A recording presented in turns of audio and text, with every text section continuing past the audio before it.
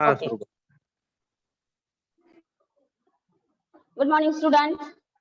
आज आपला मराठी विषय आहे आणि आज आपल्या या तासिकेमध्ये आपण बघणार आहोत प्रश्नपत्रिकेचा आराखडा आणि वेळेचं नियोजन.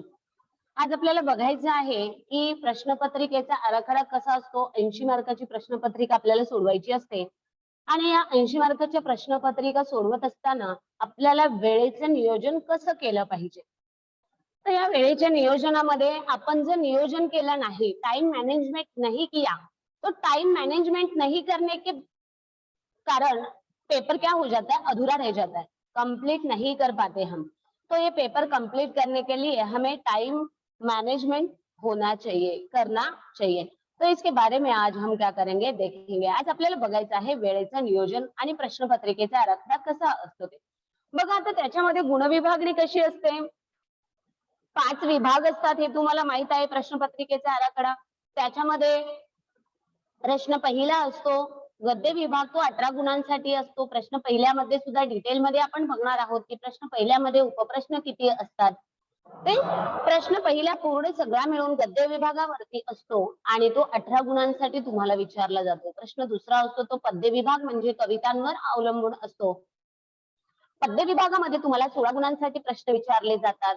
त्याच्यामध्ये उपप्रश्न असतात, तेही मी तुम्हाला सांगणार आहे. त्यानंतर प्रश्न तिसरा असतो आपला रॅपिड रीडिंग, स्थूल वाचन. तो 6 गुणांसाठी तुम्हाला विचारला जातो. पहिल्या 2 प्रश्नामध्ये तुम्हाला पॅरेग्राफ दिले जातात, कविता दिली जाते, परंतु या प्रश्न तिसऱ्यामध्ये रॅपिड रीडिंग असतं, स्थूल वाचन असतं. या प्रश्नामध्ये तुम्हाला पॅरेग्राफ दिला जात नाही. तर तुम्हाला तो काय करायचा असते, त्याचे प्रश्न तुम्हाला तुम्हाला लक्षात आणायचं असतं की या धड्यामध्ये काय सांगितलं होतं, ते त्या अनुसरून तुम्हाला काय करायचे असतं, त्या प्रश्नांची उत्तरं लिहायची असतात. प्रश्न चौथा असतो आपला विभाग चौथ्यामध्ये भाषा अभ्यास, ज्याचा आपण या अगोदरही सराव केलेला आहे. याच्यामध्ये बघा प्रश्न चौथ्यामध्ये तुम्हाला 16 गुणांसाठी आणि वारंवार तुम्हाला सांगत असते की भाषा अभ्यासावर जास्त कॉन्सन्ट्रेशन करा, जास्त लक्ष द्या, कारण हे 16 गुण हे तुम्हाला तुमचे मराठीचे मार्क्स वाढवण्यासाठी खूप खूप फायद्याचे असतात. बाकी प्रश्नपत्रिका सोडवायची नाही असं नाही, पण भाषा अभ्यास तुम्हाला जास्त आला पाहिजे, कारण बाकीचं तुम्हाला उत्तर तिथे गद्य विभाग असतो त्याची तर सगळी उत्तर ऑलरेडी पॅरेग्राफ मध्ये असतात, फक्त तुम्हाला ती शोधता आली पाहिजे, ती मांडता आली पाहिजे. आलं लक्षात. भाषा अभ्यास खूप सोपा प्रकार आहे हा व्याकरणाचा, तो 16 गुण तुम्हाला आरामात मिळू शकतात. ते भाषा अभ्यास असतो, तो प्रश्न चौथ्यामध्ये विचारला जातो. प्रश्न 5 असतो उपयोजित लेखन, हा 24 गुणांसाठी तुम्हाला विचारला जातो. याच्यामध्येही उपप्रश्न असतात, पत्रलेखन, कथालेखन, बातमी लेखन, निबंध लेखन, या सगळ्या गुणांची तुम्हाला काय करायची असते, यामध्ये तयारी करायची असते. तेही आपण डिटेलमध्ये बघणार आहोत. असे एकूण मिळून गुण 80 गुणाची प्रश्नपत्रिका 80 मार्क्स की क्वेश्चन पेपर हमें क्या करना है, मराठी का सॉल्व करना है. तर त्याच्यासाठी आपल्याला 3 तासाचा वेळ दिलेला असतो आणि या 3 तासामध्ये आपल्याला 80 गुणाचा पेपर सोडवायचा असतो. तुम्हाला असं वाटेल की अरे 80 गुण आणि 3 तास खूपच वेळ आहे, परंतु जेव्हा तुम्ही लिहायला पेपर घेता भाषा विषयासाठी तुम्हाला खूप जास्त लिखाण असतं आणि त्याच्यामुळे तुम्हाला तिकडे वेळ लागतो, कारण तुम्हाला उत्तर शोधायची आहेत, उत्तर शोधून तुम्हाला लिहायची. त्यामुळे अगोदरच सराव झालेला असेल ना तर उत्तर शोधायला वेळ लागत नाही. अशा पद्धतीने तुम्ही काय करणार आहात, सराव आवश्यक तर आहेच, परंतु त्याचं टाइम मॅनेजमेंट कसं केलं पाहिजे, वेळेचं नियोजन कसं केलं पाहिजे ते आता आपण बघूया. बघा आता आपला पहिला विभाग, त्याच्यामध्ये आहे गद्य विभाग. गद्य विभागामध्ये काय येतात बघा, प्रश्न अ आणि प्रश्न आ आणि प्रश्न ई. प्रश्न पहिला अ, प्रश्न पहिला आ आणि प्रश्न पहिला ए. त्याच्यामध्ये प्रश्न पहिला अ आणि आ जो असतो तो काय असतो, पठित गद्य असतो. पठित गद्य का मतलब क्या होता है, सिन पैसेज, जो हम पाठ्य पुस्तक में पढ़ रहे हैं, जितने लेसन हमने पढ़े हैं पाठ्य पुस्तक से, वही लेसन से 2 पैराग्राफ हमें इस क्वेश्चन 1 अ और आ में आता है. प्रश्न पहिला अ आणि आ मध्ये आपल्याला काय केलं जातं, त्यात आपण अभ्यासलेल्याच परिच्छेदातून आपल्याला तिथे परिच्छेद दिलेले असतात. लेसन मधून धड्यामधून आपल्याला 2 परिच्छेद तिथे दिलेले असतात आणि त्याच्यावरती प्रश्न विचारलेले असतात, त्याची उत्तर आपल्याला लिहायची असतात, ऍक्टिव्हिटी सॉल्व्ह करायची असते. त्याच्यामध्ये प्रश्न ई जो असतो, प्रश्न पहिला ए, तो अनसीन पॅसेज असतो, म्हणजे तुमच्या पाठ्यपुस्तकाच्या बाहेरचा प्रश्न तुम्हाला विचारला जातो. तर आता आपण बघूया प्रश्न पहिला तर कळलाय तुम्हाला, तर त्याचं टाइम मॅनेजमेंट कसं असेल. त्याचा प्रश्न पहिला असतो पठित गद्य. त्याच्यामध्ये तुम्हाला 3 कृती विचारल्या जातात. त्या 3 कृती काय असतात बघा. पहिली असते आकलन कृती 2 गुणांसाठी, दुसरी आकलन कृती असते 2 गुणांसाठी आणि तिसरा प्रश्न असतो त्याच्यामध्ये स्वमताची कृती. कौन से लिखना है यहाँ स्वमत. तुम्हाला काय वाटतं याच्यावरती डिपेंड हा प्रश्न असतो की लेसनला अनुसरून एखादा प्रश्न तुम्हाला विचारला असेल आणि तुम्हाला तुमचं मत तिथे विचारलं जातं. तुम्हाला तिथे तुमच्या मनाने तुमचं मत तिथे मांडायचं असतं. आणि लक्षात या प्रश्नाची ही जास्तीत जास्त तुम्ही तयारी करा, कारण तुमचं मत असतं त्याच्यामुळे तुम्हाला काय वाटतं त्याला गुण द्यावेच लागतात. परंतु ते प्रश्नपत्रिकेत दिलेल्या प्रश्नाला अनुसरून तुमचं मत असायला हवं. नहीं तो क्वेश्चन अलग ही पूछा है और आपने कुछ अलग ही, आपको कुछ अलग लगा उसके लिए आपने कुछ अलग ही वहां लिखा, क्योंकि मुझे तो बोला था कि ओन से लिखना है. ऐसे नहीं चलेगा. क्वेश्चन से रिलेटेड होना चाहिए आप लोगों का आंसर. हाँ, तो स्वमत कृती असते 3 गुणांसाठी.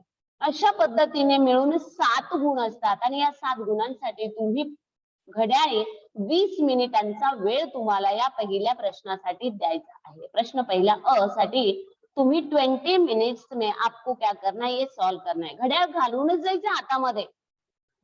टाइम बघूनच प्रश्नपत्रिका आपल्याला काय करायची सोडवायची आणि याचा तुम्ही सराव करा वारंवार. का नाही तुम्हाला 20 मिनिटांमध्ये पहिला प्रश्न सॉल्व्ह होणारच. त्याच्याही पेक्षा कमी वेळामध्ये तुम्ही करू शकाल.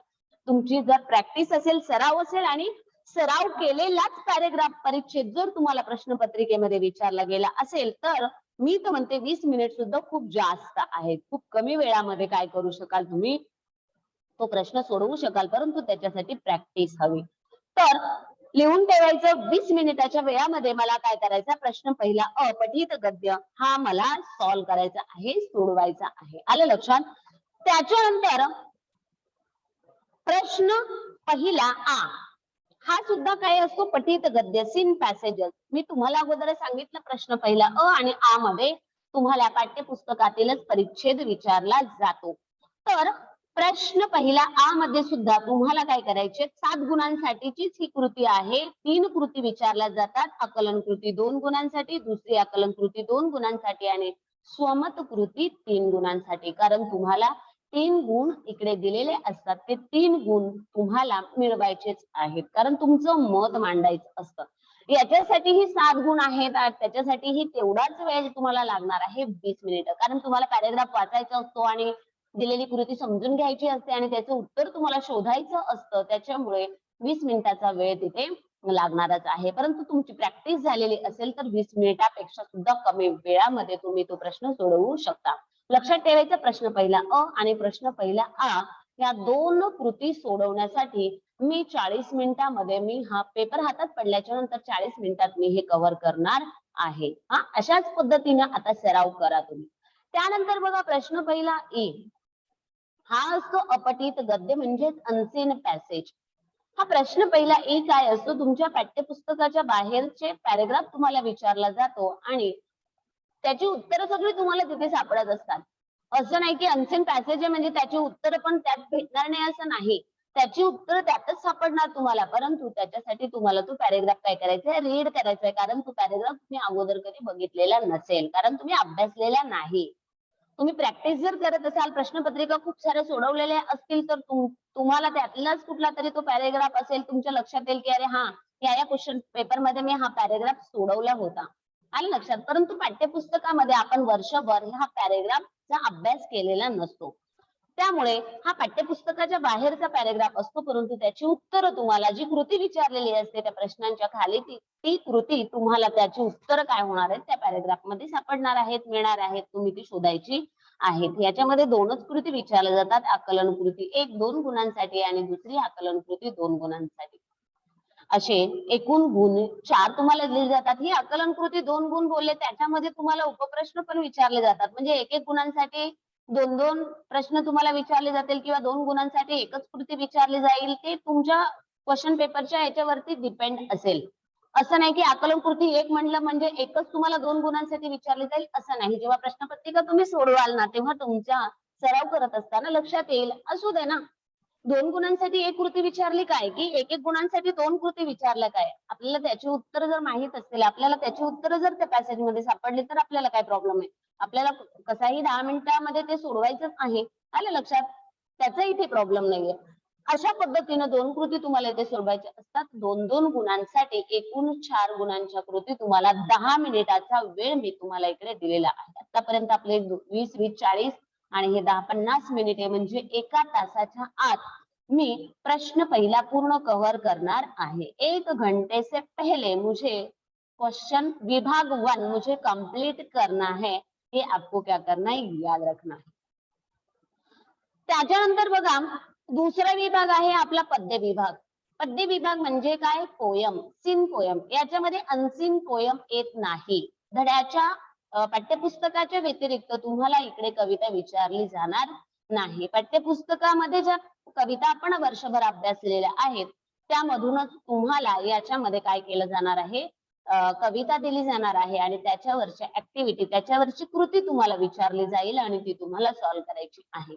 त्याच्यामध्ये सुद्धा बघा 4 कृती दिलेल्या आहेत. पहिली आकलन कृती 2 गुणांसाठी असेल, दुसरी आकलन कृती 2 गुणांसाठी असेल, तिसरी आकलन कृती कवितेतील दिलेल्या शब्दांचा अर्थ लिहा. तुम्हाला 4 शब्द दिले जातील आणि त्याचा तुम्हाला अर्थ लिहायचा आहे 2 गुणांसाठी. आणि चौथा प्रश्न असेल त्यामध्ये काव्य सौंदर्याची कृती. या काव्य सौंदर्यासाठी सुद्धा तुम्हाला काय केले जातात, 2 गुण दिले जातात.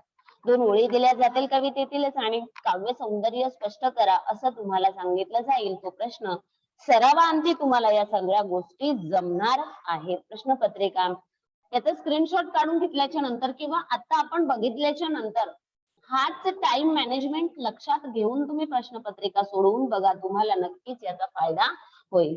अशा पद्धतीने विभाग दुसरा जो आहे त्याला मला 8 गुणांची कृती सोडवायची आहेत. मला 8 गुणांचा प्रश्न मला हा सोडवायचा आहे. त्याच्यामध्ये मला 16 मिनिटाचा वेळ मी घेणार आहे. 16 मिनिटामध्ये मला काय करायचंय, हा प्रश्न सोडवलाच गेला पाहिजे. लक्षात 8 गुणांची कृती आहे. 2-2 मिनिट मी एका प्रश्नाला देणार आहे, एका कृतीला देणार आहे. 2 मिनिटापेक्षा कमी शब्दांचे अर्थ लिहा. 2 मिनिट नाही लागणार. 2 मिनिटापेक्षा सुद्धा कमी वेळामध्ये तुमचा हा प्रश्न सोडवून होऊ शकतो. परंतु मी 16 मिनिट वेळ दिला तुम्हाला. ती 16 मिनिटांपर्यंतचा वेळ तुम्ही त्याच्यासाठी वापरू शकता. परंतु कमी वेळामध्ये झालं असेल तर 16 मिनिट होईपर्यंत वाट नाही बघत बसायची. राह नहीं देखना है कि मुझे बोला था टीचर ने कि क्वेश्चन 2 के लिए मुझे 16 मिनट देना है तो मैं 16 मिनट तक राह देखूंगा, फिर आगे में 16 मिनट होने के बाद मैं आगे का क्वेश्चन देखूंगा. नहीं, आपको क्या करना है, 16 मिनट का मैंने बस आपको टाइम दिया है.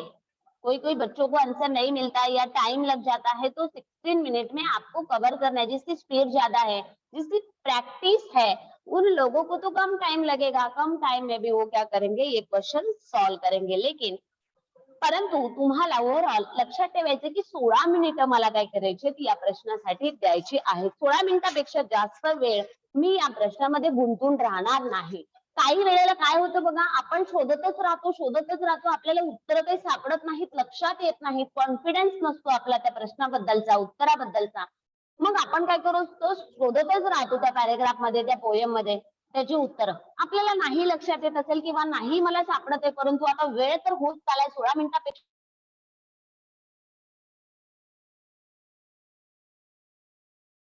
पण जास्त वेळ माझा झालेला आहे याच्यासाठी. आणि मग मी काय करणार आहे, तो प्रश्न जो तुम्हाला नाही जमत आहे, या 4 कृतींपैकी कुठली कृती तुम्हाला नाही लक्षात येते त्याची जागा तुम्ही तिथे सोडा, पुढची कृती करायला घ्या. परंतु 16 मिनिटापेक्षा जास्त वेळ झालाय तरी मला तो प्रश्न सापडत नाहीये, त्याचं उत्तर सापडत नाहीये म्हणून तिथेच वेळ घालवत बसू नका.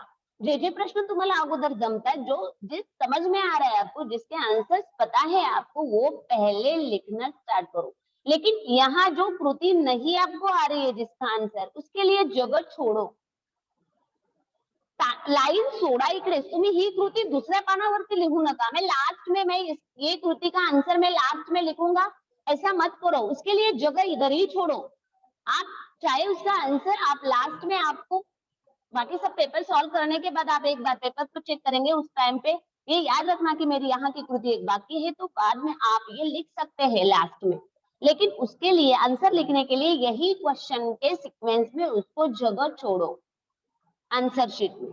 आई बात ध्यान में, आपको यही जगह छोड़ना है उस कृति के लिए। ये कृति में बाद में लास्ट पेज में लिखूंगा ऐसा मत करो। आई बात म्हणजे कारण या कृती दोन दोन गुणांसाठी असतात, दोन दोन लाईन जरी तुम्ही त्या प्रश्नांसाठी सोडल्या तरी सुद्धा तुमचं त्या पेज मध्ये होऊन जातं ते एक्स्ट्रा पेज त्याच्यासाठी लागत नाही। आलं लक्षात? त्याच्यामुळे मला ज्या प्रश्नांची उत्तरं येत नाहीत ते प्रश्न मी काय करणार आहे, त्या प्रश्नांसाठी मी याच ठिकाणी जागा सोडेल आणि मी नंतरही ते लिहू शकते, परंतु 16 मिनिटापेक्षा जास्त तुम्ही वेळ इथे घालवू नका किंवा 16 मिनिटाच्या आतही तुम्हाला कळलं की मला नाही जमत या कृतीचं उत्तर, तर तुम्ही वेळ घालवू नका। त्यानंतर बघा आता पुढचा प्रश्न आहे आपला प्रश्न दुसरा आ, ही आहे आपण कवितेसंबंधीची जी काल कृती बघितलेली होती ती कृती आहे पद्य विश्लेषण। ही आपण कालच्या लेक्चरला बघितलं होतं पद्य विश्लेषण, ती ही कृती आहे। प्रश्न दुसरा आहे तुम्हाला 8 गुणांसाठी विचारली जाते, याच्यासाठी तुम्हाला द्यायचा आहे 14 मिनिटाचा वेळ। बघा याच्यामध्ये तुम्हाला काय करायचे असतात, 6 मुद्दे मी इकडे दिलेले आहेत, परंतु 6 पैकी तुम्हाला प्रश्नपत्रिकेमध्ये मी कालच सांगितलेलं आहे की 6 पैकी तुम्हाला 5च मुद्दे विचारले जाणार आहेत 8 गुणांसाठी। आलं लक्षात? 5 मुद्द्यांचं तुम्हाला काय करायचं, विश्लेषण करायचं आहे। काय काय दिलेत बघा ते मुद्दे आणि हेच मुद्दे असणार आहेत, कविताही त्याच असणार आहेत। फक्त प्रश्न दुसरा अ मध्ये जी कविता आलेली असेल ती कविता सोडून उरलेल्या कवितांपैकी 2 कवितांची नावं तुम्हाला इकडे दिली जाणार आहेत आणि 2 कवितांपैकी एक कविता तुम्हाला काय करायची, निवडायची आहे आणि त्याच्यावरती तुम्हाला हे अप्रिशिएशनचा क्वेश्चन तुम्हाला सॉल्व्ह करायचा आहे। बघा त्यामध्ये कवी कवयित्रीचं नाव 1 गुणांसाठी, कवितेचा विषय 1 गुणांसाठी आहे। हे 2 कंपल्सरी येतातच येतात।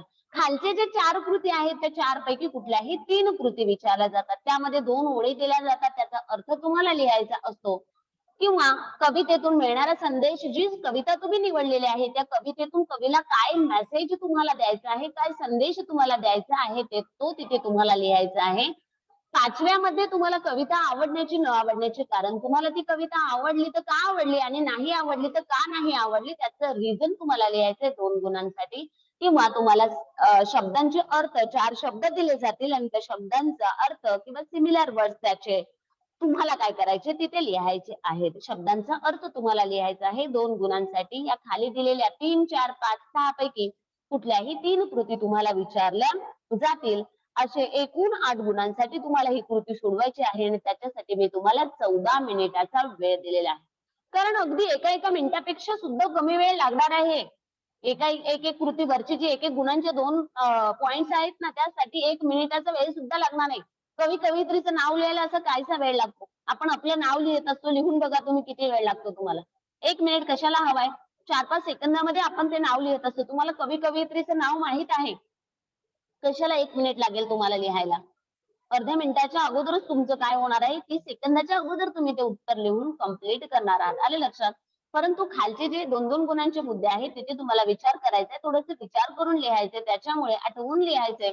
त्यामुळे मी तुम्हाला तिथे तुम्ही जास्त टाइम वापरू शकता, म्हणून तुम्हाला ओव्हरऑल पूर्ण कृतीसाठी मी 14 मिनिटाचा वेळ दिलेला आहे। एकूण 8 गुण तुम्हाला या 14 मिनिटामध्ये कव्हर करायचे आहेत। त्यानंतर बघा तिसरा आपला विभाग असणार आहे स्थूल वाचन। आपला काय असणार विभाग, स्थूल वाचन। स्थूल वाचन विभाग म्हणजे काय, आपलं रॅपिड रिडिंग, आपण त्याला हिंदीमध्ये काय म्हणत असतो, पूरक पठण। या पूरक पठणाचे तुम्हाला पॅरेग्राफ येत नाही, हिंदीमध्ये येत असतील परंतु मराठीमध्ये आपल्याला त्याचे पॅरेग्राफ दिले जात नाहीत। मराठीमध्ये तुम्हाला काय करायचं असतं, तुमच्या मनानेच त्याची उत्तर तुम्हाला ते स्थूल वाचन अगोदरच पुस्तकामध्ये वर्षभर त्याचा अभ्यास करायचा असतो, वाचून जायचं असतं।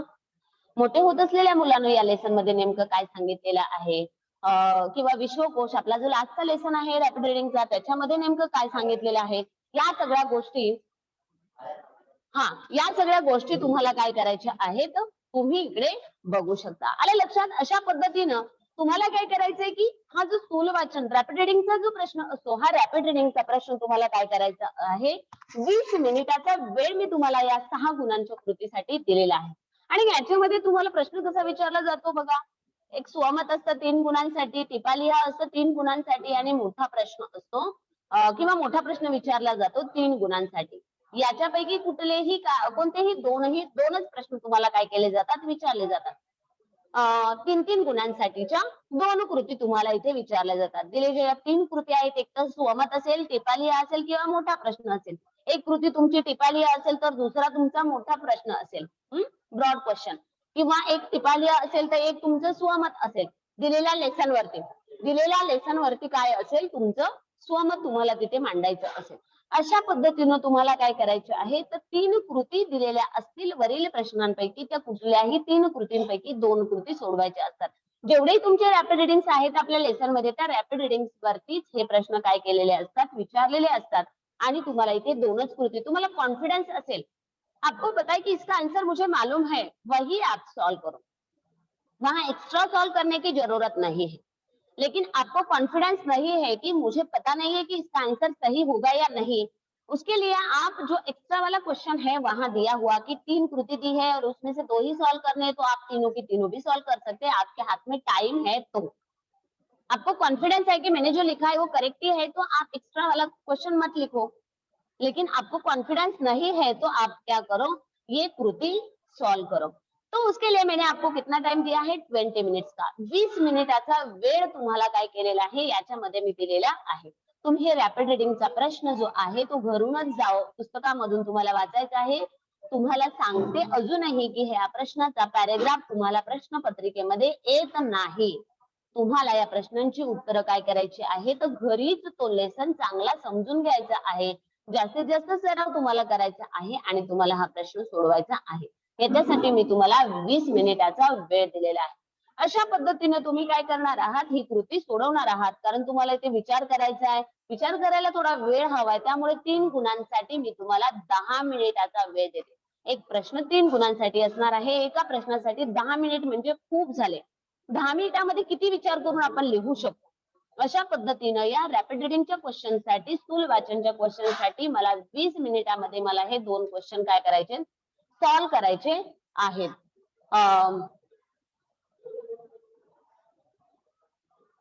उसके बाद है विभाग 4. विभाग 4 आता है भाषाभ्यास. याचाही आपण सराव केलेला आहे, हेही आपण लेक्चर मध्ये बघितलेलं आहे. तुम्ही अभ्यासलेला आहे किंवा तुम्ही वारंवार याची प्रश्नपत्रिका सोडवल्या असतील किंवा याचा जास्तीत जास्त सराव तुम्ही केलेला असेल. भाषाभ्यास म्हणजे आपली व्याकरण कृती असते. या व्याकरण कृतीमध्ये सुद्धा 2 कृती असतात. व्याकरण कृतीमध्ये प्रश्न चौथा अ असतो आणि प्रश्न चौथा आ असतो. या व्याकरण कृती प्रश्न चौथा अ मध्ये व्याकरण कृतीमध्ये 3 उपप्रश्न असतात. एक असतो वाक्य प्रकार ओळखा, दुसरा असतो वाक्य रूपांतर करा, तिसरा असतो वाक्प्रचार. वाक्य प्रकार ओळखासाठी 2 गुण असतात, वाक्य रूपांतर करायसाठी 2 गुण असतात आणि वाक्प्रचारांचा अर्थ लिहून वाक्यात उपयोग करा याच्यासाठी 4 गुण असतात. यासाठी आपण डिटेलमध्ये याचं एक लेक्चर घेतलेलं आहे की 4 गुणांसाठी म्हणजे त्याचं डिवायडेशन कसं आहे, 2 गुणांचं डिवायडेशन कसं केलं जातं याचाही आपण काय केलेला आहे, सराव केलेला आहे. परंतु मला प्रश्न चौथा अ ही व्याकरण कृतीचा प्रश्न मला 10 मिनिटामध्ये सोडवायचा आहे. वाक्याचे प्रकार तुम्हाला एकदम ओळखता येतात. 4 वाक्याचे प्रकार बघायचा, प्रत्येकाचा क्रायटेरिया लावून कुठला प्रकार आहे तो. फुलस्टॉप आहे, विधान आहे, विधानार्थी वाक्य, प्रश्नचिन्ह आहे, प्रश्नार्थी वाक्य. ते ओळखायला आणि लिहायला एवढासा जास्त वेळ लागणार नाही, जर तुम्ही जास्तीत जास्त सराव केला असेल तर.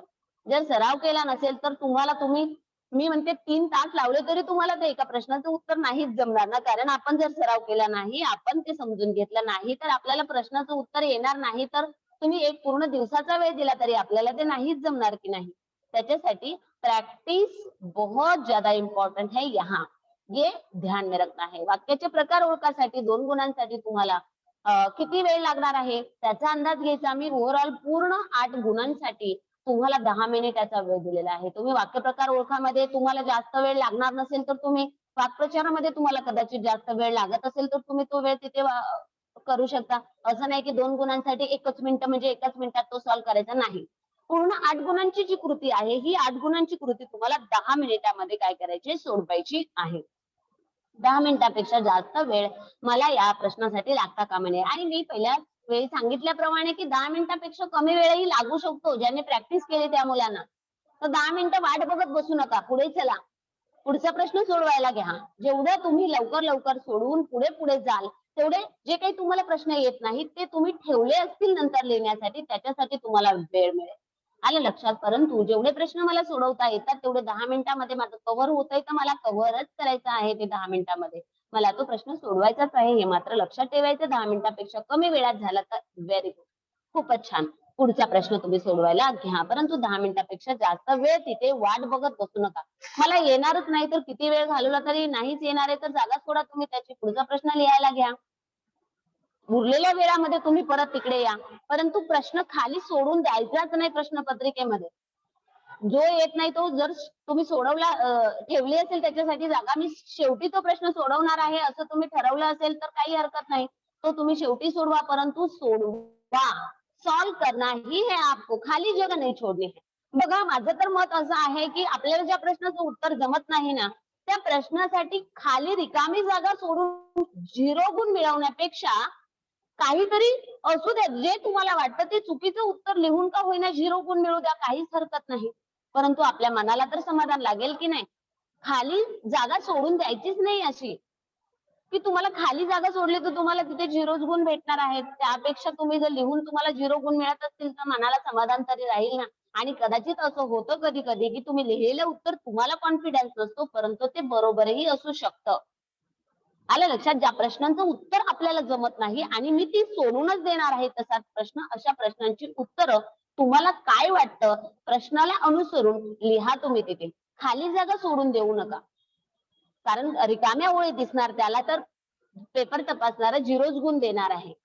त्यापेक्षा तुम्ही काहीतरी 2 ओळी तुम्हाला ज्या वाटतात त्या तुम्ही तिथे लिहिल्या प्रश्नाला अनुसरून. चाहे ते तुम्हाला नाही माहितीये कॉन्फिडन्स नाहीये की उत्तर ते माझं बरोबरच असेल काही हरकत नाही. लिहा तुम्ही तसं. आलं लक्षात. पण खाली जागा सोडू नका ना. खाली जागा सोडू नये तुम्हाला 0च गुण मिळणार असतील तर चुकीचं उत्तर येऊन 0 गुण मिळू द्या ना. काय हरकत आहे त्यामध्ये.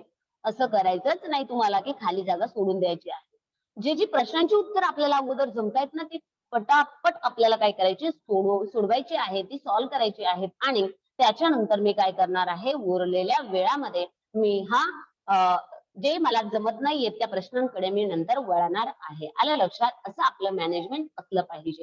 परंतु 10 मिनिटाचाच वेळ मला काय करायचा या व्याकरण कृतीसाठी द्यायचा. 10 मिनिटापेक्षा जास्त वेळ मला इथे लागत असेल तर जरा स्पीड वाढवायची आहे. त्यानंतर बघा प्रश्न चौथा आय भाषिक घटकावर आधारित कृती. आपण बघितलं प्रश्न चौथा अ आपला 8 गुणांसाठी आहे आणि प्रश्न चौथा आ आपल्याला 8 गुणांसाठी आहे. तर प्रश्न चौथा अ साठी मी 10 मिनिटांचा वेळ दिलेला आहे व्याकरण कृतीसाठी आणि प्रश्न चौथा आ शब्द संपत्तीसाठी मी काय करणार आहे 10 मिनिटाचा वेळ देणार आहे.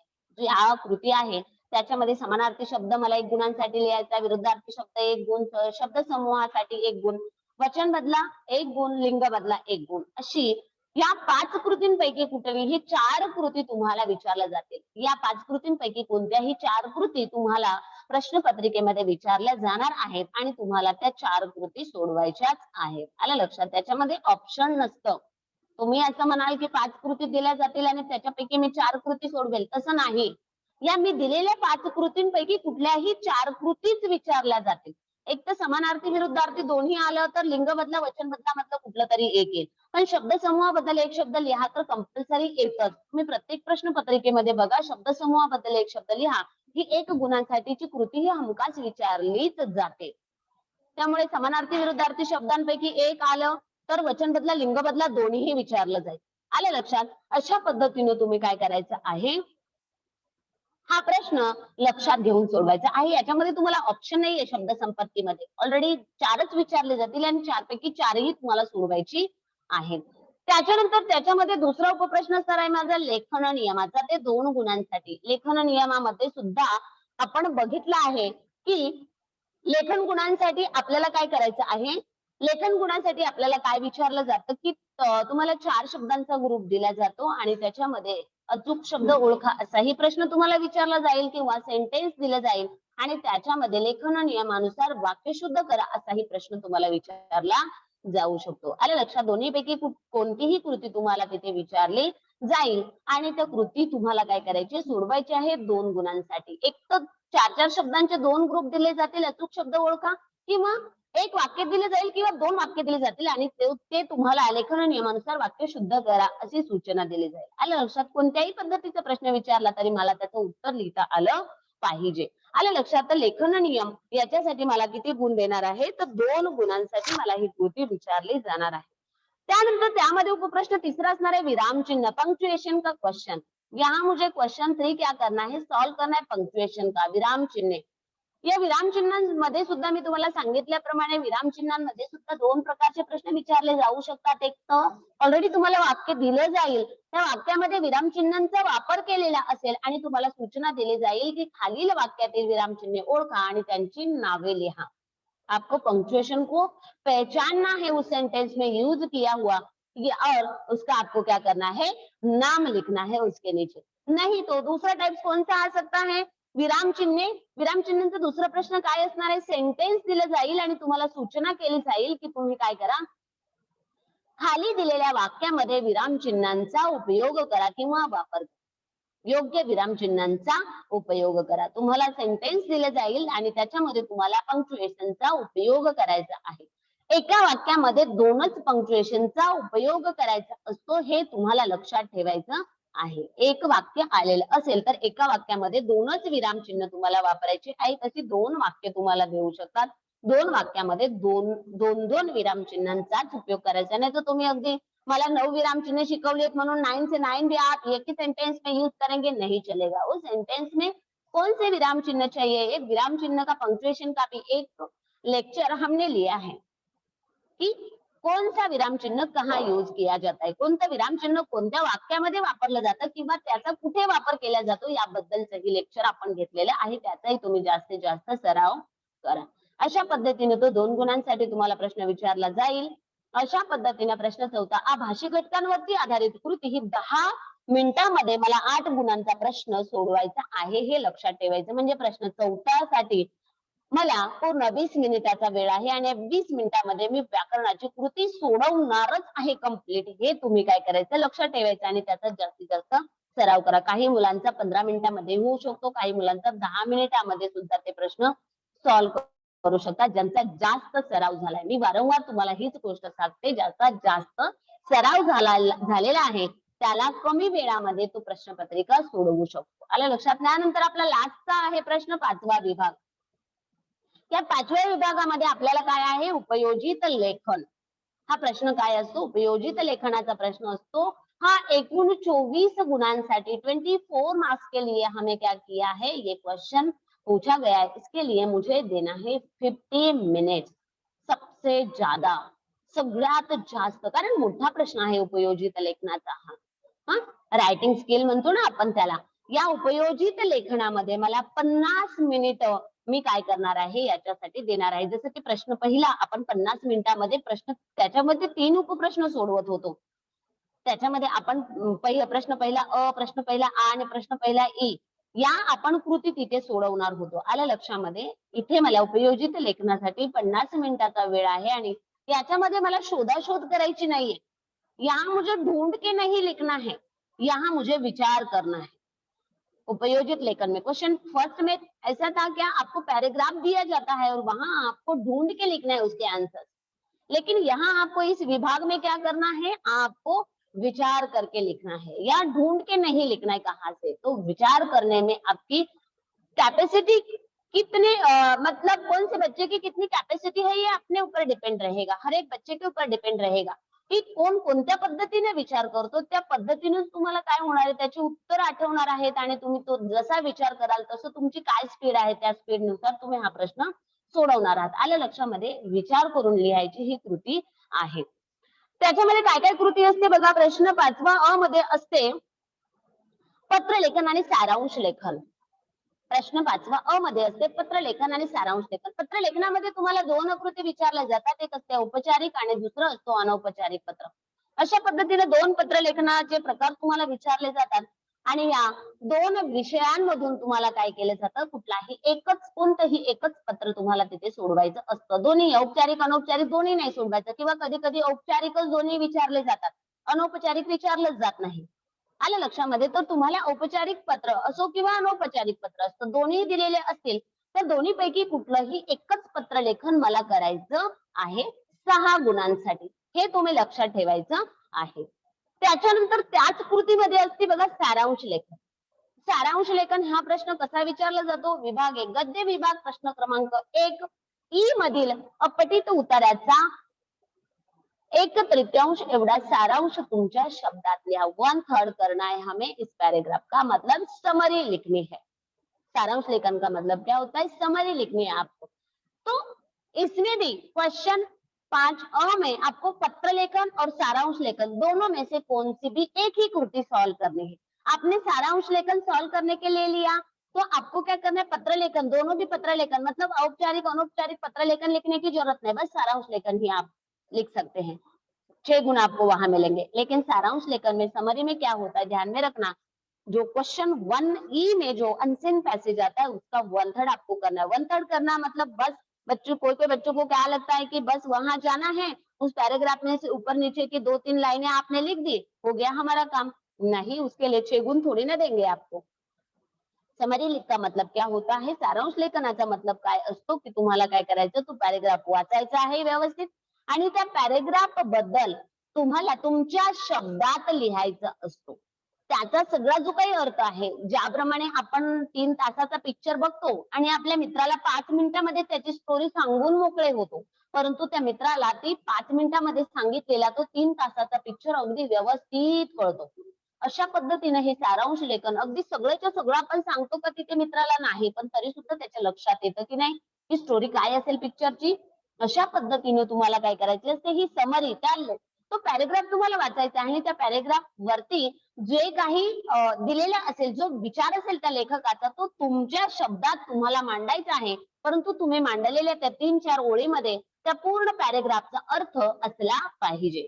अशा पद्धतीने हा प्रश्न जर व्यवस्थित सोडवला तरच तुम्हाला 6 गुणांपैकीचे गुण मिळतात, नाही तर तुम्ही तोच पैराग्राफ एज इट इज यहाँ लिखा आपने तो आपको 1 गुण नहीं मिलने वाला है। उससे बेटर है आप पत्र लेखन की प्रॅक्टिस करो। माझं तर असं मत आहे वैयक्तिक की तुम्ही सारांश लेखनापेक्षा पत्र लेखन करा, कारण पत्र लेखनाच्या प्रत्येक पॉइंट्सला गुण असतात। तुम्ही जो पत्र लिहितो त्याचा पत्ता लिहिला, पत्र ज्याला पाठवायचे त्याचा पत्ता लिहा, तुम्ही विषय लिहिला, तुम्ही महोदय लिहिलं, तुम्ही योग्य त्या मथळ्यामध्ये तुम्ही त्या पत्राला बसवलं, योग्य ते मजकूर तुम्ही तिथे लिहिलेला असेल तर तुम्हाला पत्र लेखनामध्ये प्रत्येक पॉइंट्सला वेगळे वेगळे गुण असतात। आलं लक्षात? आणि ते ते गुण तुम्हाला मिळू शकतात। तुम्ही ज्याला पत्र लिहायचं त्याचा पत्ता व्यवस्थित लिहिला असेल तर तुम्हाला तिथे अर्धा गुण मिळून जाईल। तुम्ही विषय लिहिला असेल त्याला अर्धा गुण मिळून जाईल। तुम्ही महोदय शब्द व्यवस्थित लिहून तिथे कॉमा देऊन तुम्ही जर सुरुवात केली असेल तर तुम्हाला तिथे सुद्धा मायनर तुम्हाला गुण दिले जातील, अर्धा गुण। त्यानंतर तुम्ही पत्र लिहिताय, जो पत्र लिहितोय त्याचा ऍड्रेस आपण खालच्या बाजूला लिहितो आणि पत्र लेखनामध्ये लक्षात ठेवा या पत्र लेखनावरती एक वेगळं लेक्चर मी तुमचं घेणार आहे। या पत्र लेखनामध्ये पत्रलेखन कसं लिहिलं जातं आलं लक्षात, याबद्दल मी तुम्हाला त्यामध्ये सांगेन। तर प्रत्येक पॉइंटला काय असतं तिथे गुण असतात। मग तुम्हाला आपल्या सेंटेन्स मध्ये लिहिता नाही आलं त्याचा मजकूर पूर्ण, तरी सुद्धा तुम्हाला त्या पॉइंट्स मध्ये काय होतात गुण मिळत असतात। अशा पद्धतीने तुम्ही पत्रलेखन लिहिणार आहात किती गुणांसाठी? 6 गुणांसाठी। 2 पैकी कुठलंही एकच पत्र लिहायचं।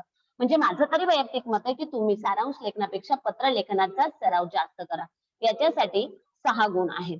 त्यानंतर बघा दुसरी कृती आहे आपल्याला, ही सगळी कृती मला किती गुण टाइम मध्ये सोडवायची? 50 मिनिटांमध्ये, हे लक्षात ठेवायचं आहे। त्यानंतर बघा प्रश्न 5वा आहे मला खालीलपैकी कोणत्याही 2 कृती सोडवा। जाहिरात लेखन 5 गुणांसाठी आहे, बातमी लेखन 5 गुणांसाठी आहे, कथा लेखन 5 गुणांसाठी आहे आणि या वरी दिलेल्या 3 कृतींपैकी तुम्हाला 2च कृती प्रश्नपत्रिकेमध्ये विचारल्या जातात। जाहिरात लेखन तुम्ही करत असाल आणि कथा लेखन करत असाल तर बातमी लेखन करू नका, किंवा तुम्ही जाहिरात लेखन बातमी लेखन करत असाल तर कथा लेखन करू नका। तुम्ही ऑप्शनला जे आहे ना ते तुम्ही लिहित बसू नका, तुमच्याकडे वेळ असेल तर लिहा। आपके पास टाइम है, सब पेपर मेरा सॉल्व हो गया तो आप एक्स्ट्रा वाले क्वेश्चंस लिखना स्टार्ट करो, लेकिन मेरे पास बहुत कुछ लिखना बाकी है और टाइम बहुत कम है और मैं एक्स्ट्रा प्रश्न लिख के बैठूंगी तो आपको कोई एक्स्ट्रा मार्क्स नहीं देने वाला, एक्स्ट्रा गुण, एक्स्ट्रा मार्क्स आपने जो क्वेश्चन लिखा है उसके लिए। त्याच्यासाठी तुम्ही एक्स्ट्राचे प्रश्न आहेत ना त्याचा विचार करू नका। तुम्हाला 3 कृतींपैकी कुठल्याही 2 कृती तुम्हाला काय करायच्या सोडवायच्या आहेत आणि त्या 2 कृती तुम्ही काय करणार आहात तिथे सोडवणार आहात, त्याचा तुम्ही जास्तीत जास्त सराव करणार आहे। एक जाहिरात लेखन, बातमी लेखन आणि कथा लेखन।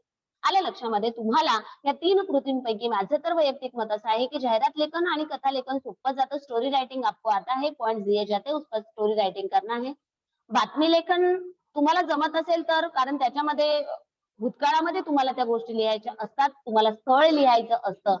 त्याच्यामध्ये तुम्हाला ठिकाण आणि वेळ लिहिणं महत्वाचं आहे. या सगळ्या गोष्टी तुम्हाला सराव असेल तुमचं बातमी लेखन, हे काही हरकत नाही लिहायला. पण मला असं वाटतं की जाहिरात लेखन आणि कथा लेखन जास्त सोपं जाऊ शकतं लिहायला. परंतु तुम्हाला बातमी लेखनही सोपं जात असेल तर तुम्ही त्याचाही सराव करू शकता, असं काही नाही. बातमी लेखनलाही चांगले गुण, चांगले तुम्ही योग्य त्याचा मजकूर लिहिला असेल तर तुम्हाला त्याच्यामध्येही मार्क्स मिळत असतात. असं नाही की कथा लेखनातच मार्क्स मिळतात, पण कथा लेखनामध्ये कसं आपण स्टोरी आपल्या मनाने कसं त्याच्यामध्ये वाढवू शकतो. तुम्ही काय विचार करता ते विचार तुम्हाला काय करायचे असतात, तिथे मांडायचे असतात. त्याच्यानंतर एकूण 10 गुण तुम्हाला काय करायचे असतात, तुम्हाला 10 गुणांसाठी त्या 2 कृती सोडवायच्या असतात. त्यानंतर पुढचा प्रश्न आहे आपला प्रश्न 5वा अ आणि हा आपला शेवटचा प्रश्न लेखन कौशल्याचा निबंध लेखन. या निबंध लेखन मध्ये मला 8 गुणांसाठी ही कृती सोडवायची आहे आणि या 8 गुणांच्या कृतीमध्ये मला काय करायचं आहे, 3 कृतींपैकी कोणती तरी एकच कृती मला सोडवायची आहे. 3 प्रकारांपैकी मला एकाच प्रकारावरती निबंध लेखन करायचं आहे. एक तर प्रसंग लेखन, आत्मकथन किंवा वैचारिक, या 3 निबंध प्रकारांपैकी कोणताही एक निबंध मला काय करायचा आहे, लिहायचा आहे. तुम्ही तिन्हीचे तिन्ही प्रकार लिहित बसू नका. मला कुठला प्रकार जास्त चांगला जमतोय, आत्मकथन मला जमेल का, मी फळा बोलतोय तर फळा बोलतोय. आत्मकथन निबंध जर तुम्ही लिहायला घेत असाल तर आत्मकथन, मी फळा बोलतोय हे जर तुम्हाला लिहायचं असेल तर फळा म्हणजे तुम्ही आहात असं तुम्हाला काय करायचं असतं, तिथे सांगायचं असतं.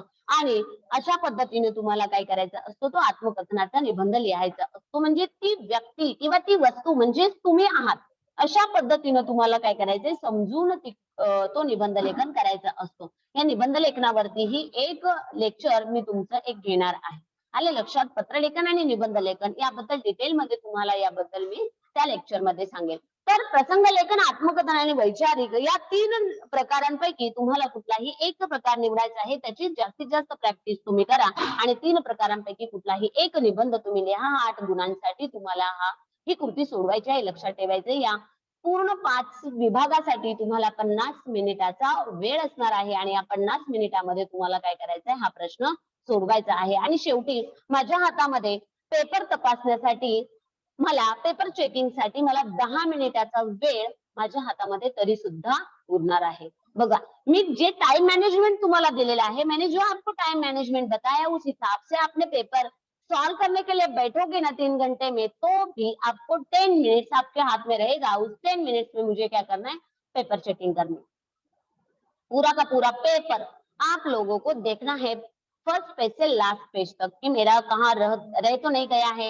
या उगा उगा मध्ये आपलं काय होतं बऱ्याच वेळेला चुकतं उत्तर लिहित असताना किंवा उगा उगा मध्ये आपण चुकीचं उत्तर लिहिलं तर नसेल ना, त्याचं एकदा तुम्ही काय करा, परत एकदा पेपर तपासा, परत एकदा लिहिलेली उत्तर नजरेखालून घाला. म्हणजे तुम्हाला 10 मिनिटामध्ये तुम्ही ते करू शकता आणि 10 मिनिट म्हणजे खूप वेळ आहे. या 10 मिनिटामध्ये तुम्ही ते करू शकता.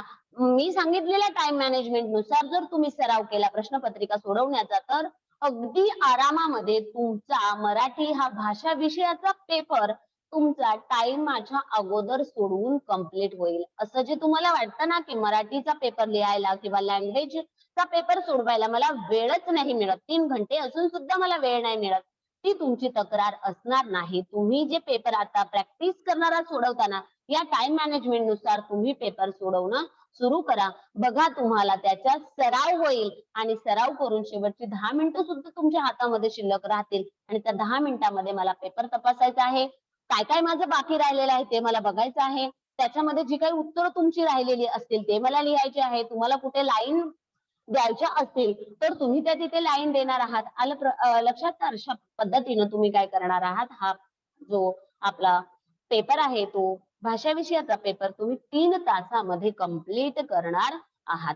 अशा पद्धतीनं आपलं हे जे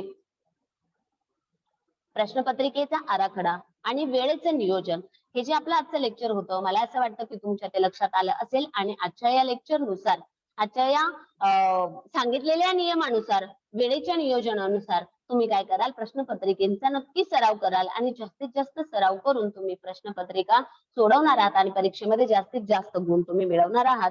तुमच्या परीक्षेसाठी सर्व विद्यार्थ्यांना माझ्याकडून बेस्ट ऑफ लक. थँक्यू.